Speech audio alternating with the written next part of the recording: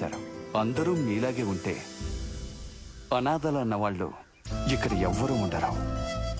ఇది ఇనాగ్రేట్ చేసి కరెక్ట్ అయిన వ్యక్తి మీరే. కట్ చేయండి. సార్ సార్ వద్దు సార్. కమాన్, కట్ చేయండి. వద్దు సార్. పర్వాలేదు, కట్ చేయండి.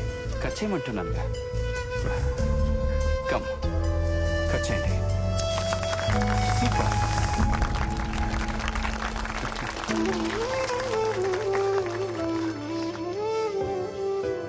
పొద్దున్నే కారు వచ్చి ఆశ్రమానికి తీసుకెళ్ళిపోయిందమ్మా.